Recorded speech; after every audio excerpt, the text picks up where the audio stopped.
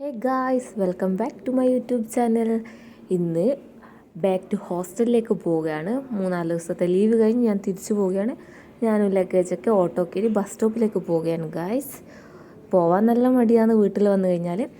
അങ്ങനെ ഞാൻ കോടഞ്ചാൽ പോയി ബസ് കയറി. ഭാഗ്യത്തിന് സീറ്റൊക്കെ കിട്ടി. ഒരു പോളോ ഒക്കെ വായിലിട്ട് കുറച്ചുകൊണ്ടാണ് പോയത്. പിന്നെ അതിന് ശേഷം കണ്ണൂർ സ്റ്റാൻഡിലെത്തി ബസ് മാറിക്കയറി. അപ്പോഴത്തേക്ക് എനിക്ക് വിശന്ന് തുടങ്ങി ഗൈസ്. കണ്ണൂർ എത്തുന്നപ്പോൾക്ക് ഒരുപാട് ടൈം എടുത്തിന്.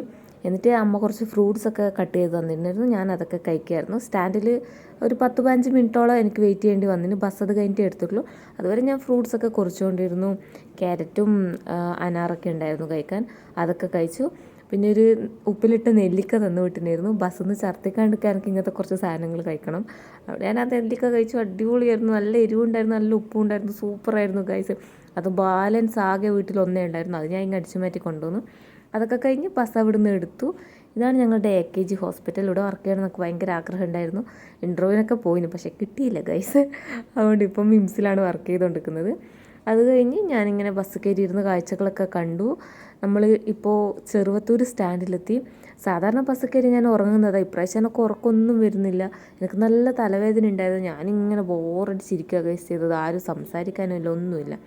അങ്ങനെ കുറച്ച് കഴിഞ്ഞപ്പോഴത്തേക്കും കാഞ്ഞങ്ങാട് എത്തി. കാഞ്ഞങ്ങാട് നിന്ന് പിന്നെ അത്രയേ ഉള്ളൂ. അത് കഴിഞ്ഞ് മിംസിൻ്റെ മുന്നിലാണ് ഞാൻ ഇറങ്ങിയത്. നേരെ ഹോസ്റ്റലിൽ പോവാണ്. ബായ്.